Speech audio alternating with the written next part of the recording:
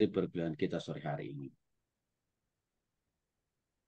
Baik, di bagian yang pertama ini, Bapak Ibu yang dikasih oleh Tuhan Yesus Kristus, saya mau menjelaskan dulu kepada kita semuanya syarat rohani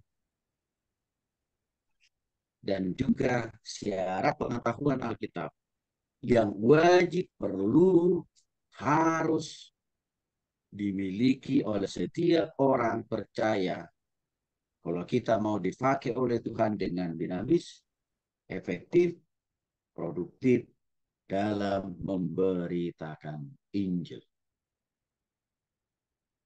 Nih, supaya dapat menjadi seorang pemberita Injil yang dinamis, efektif, dan produktif, wajib hukumnya Bapak Ibu, kita memenuhi standar atau parameter atau ukuran-ukuran yang telah ditetapkan oleh Tuhan supaya kita menjadi alat yang efektif di dalam tangan Tuhan. Nah, syarat-syarat ini menentukan bagaimana Tuhan bekerja di dalam hidup kita. Dan bukan hanya syarat-syarat rohani, tapi pengetahuan Alkitabnya juga harus mumpuni, memadai, maksimal, supaya kita bisa dapat produktif dipakai oleh Tuhan.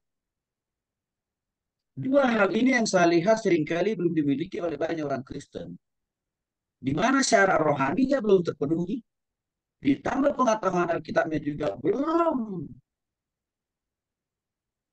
maksimal. Sehingga banyak orang Kristen ketakutan, bahkan gemetaran memberitakan Injil. Karena dua syarat ini belum terpenuhi, Bapak Ibu. Maka ini menjadi sesuatu hal yang penting. Untuk kita sebenarnya kenapa Tuhan Yesus waktu memanggil para murid-murid tidak langsung sekonyong-konyong. Yesus memerintahkan saat dipanggil pergi beritakan Injil. Enggak, Bapak Ibu.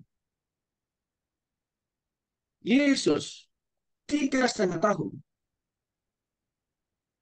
diberikan waktu, tenaga, pikiran untuk apa? Menginjili mereka dulu, memuridkan, melatih, akan bawa mereka ke lapangan. Baru setelah itu Yesus mengatakan waktunya sekarang berpraktek dia. Itu merupakan sebuah gambaran untuk menjadi seorang pemberita Injil yang dinamis, efektif, dan produktif. Dibutuhkan minimal dua syarat tadi, Bapak. Syarat rohani dan juga syarat pengetahuan Alkitab. Karena saya katakan tadi, kalau itu tidak dimiliki oleh orang Kristen, maka akan takut, getar, bahkan malas untuk memberitakan Injil. Itu akan menjadi sebuah musabab. Kenapa hari-hari ini hati untuk memberitakan Injil itu sudah mengalami stagnasi di dalam diri orang Kristen. Yang pertama, karena dalam diri orang Kristen itu sangat minim sekali memenuhi persyaratan rohani, terutama salah pertobatan. Sebab bagaimana mungkin Bapak Ibu dia bisa berkatakan Injil kalau sendiri aja belum bertobat.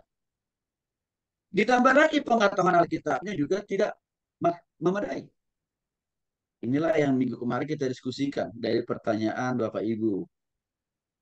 Kok kenapa tiba-tiba orang berkatakan Injil itu kok kesannya maksa, mengintimidasi, kan gitu. Bahkan di sisi lain tidak mengenal tempat, ruang, waktu, dan tempat. Sehingga menjadi presiden buruk ya terhadap kekristenan atau menghalangi pemberitaan Injil itu sendiri. Nah, apa saja syarat-syarat tersebut? Yang pertama kita melihat dulu syarat secara rohani. Syarat secara rohani ini artinya adalah pastikan diri kita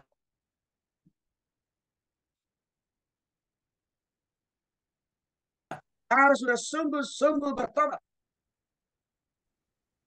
dan menerima Yesus sebagai Tuhan dan Juru Selamat satu-satunya. Tanpa pertobatan, tanpa keyakinan keselamatan di dalam Kristus, omong kosong orang itu bisa berani bertakan Injil. Karena sama, para murid-murid itu pun juga hal yang pertama yang dilakukan oleh Yesus kepada mereka adalah pastikan pertobatan para murid-murid itu. Walaupun memang pada realitasnya kita melihat tidak langsung otomatis juga para murid itu bertobat karena muncul juga seperti Yudas Iskariot yang tidak mau tobat Tuhan. Sehingga dia dipakai simbolis atau setan Ya, hal yang sama juga dialami oleh Petrus. Waktu pertama kali dipanggil oleh Tuhan Yesus, tidak langsung juga si Petrus itu bertobat, Bapak Ibu. Buktinya dia menyangkali, menolak Tuhan Yesus 3 kali. Maka untuk itulah Yesus berkali-kali harus memastikan dulu pertobatan mereka. Apakah sudah sungguh-sungguh bertobat dan percaya Yesus yang ada di hadapan mata mereka adalah Tuhan dan Juru Selamat satu-satunya buat mereka. Pertanyaannya apa ciri-ciri? Orang yang sudah sungguh-sungguh bertobat tidak memilih secara pribadi. Satu, orang itu sudah harus bertobat. 2 Timotius 2 ayat 19.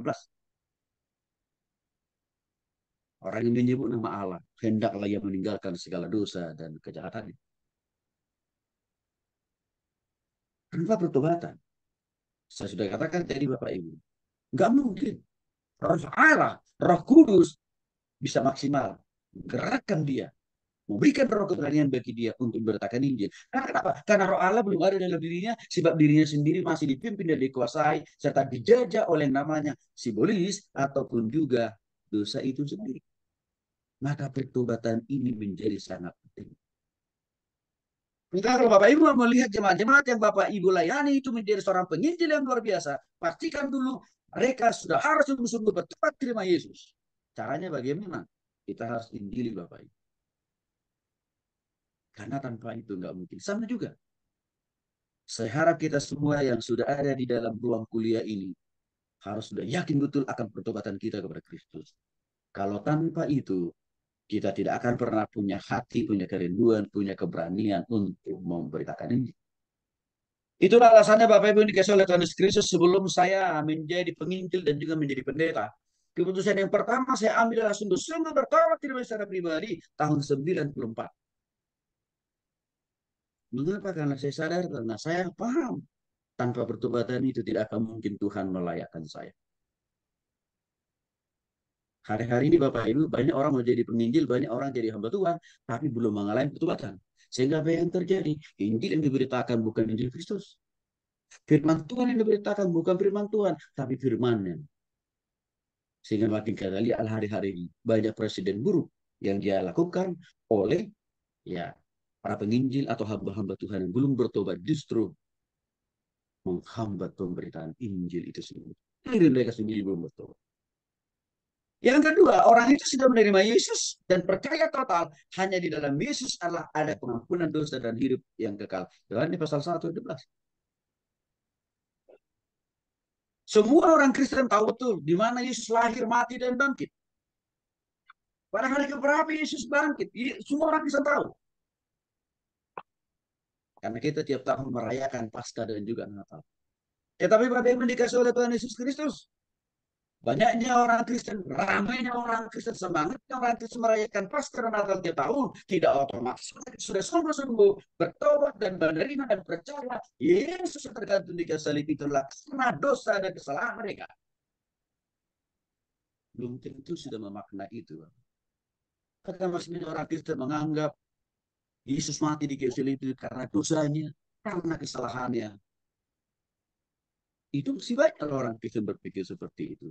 Itu mengindikasikan bahwa arti dan makna Natal dan Paskah masih jauh dari makna yang sesungguhnya seperti yang Yesus harapkan. Dan itu sangat mudah kita melihat indikasinya. Nggak usah jauh-jauh. Bapak Ibu bisa lihat kok di dalam kehidupan jemaat yang dilayani. Dari sekian puluh tahun mereka ikut merayakan Natal dan Paskah. Bahkan bukan hanya merayakan, Bapak Ibu. Bahkan menjadi panitia Natal dan Paskah. Bisa kita lihat. Belum tentu otomatis mereka sudah sungguh-sungguh bertobat ke Yesus. Belum tentu. Karena kadang kan masih merokok juga.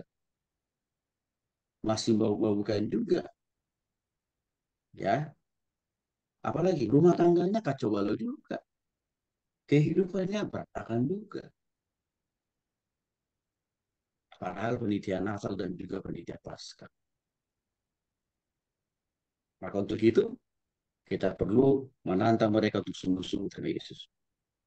Yang ketiga, ciri-ciri orang yang sudah bertobat dan menerima Yesus sebagai Tuhan dan Juru Selamat secara pribadi adalah kehidupan orang itu dari hari ke hari, dari minggu ke minggu, dari bulan ke bulan, dari tahun ke tahun harus selalu dominan, dipimpin, dikuasai oleh Roh Kudus setiap waktu dan setiap saat. maka sudah pasti Bapak Ibu dikasih oleh Tuhan Yesus Kristus, orang yang hidupnya selalu dipimpin dan dikuasai oleh Roh Kudus, semakin minim dia jatuh tuh dalam dosa. Dan dia juga selalu berupaya dan berusaha menjaga kekudusan dan kesucian di hatinya, di pikirannya, di perasaannya, totalitas hidupnya. Itu indikasi gampang yang bisa kita lihat. Maka kalau orang kita layani itu rata-rata masih hidup di dalam kebiasaan dosa, Bapak Ibu, ya merokok tadi saya katakan, berarti itu tandanya belum pada bertobat sebenarnya orang kita layani itu.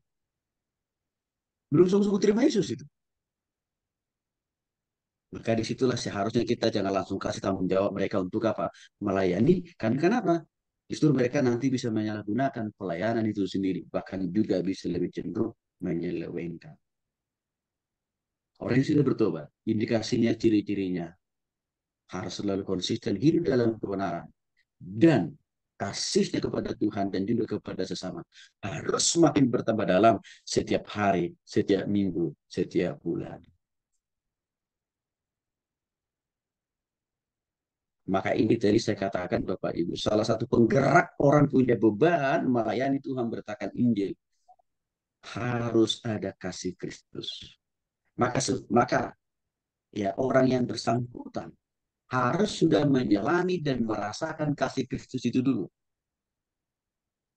Sehingga dengan dia mengalami dan menyelami kasih Kristus itu, itulah yang akan menggerakkan dia untuk mengasihi orang lain tanpa batas, tanpa melihat warna kulit, suku, budaya, dan agama. Karena dia telah mengalami sentuhan kasih Kristus.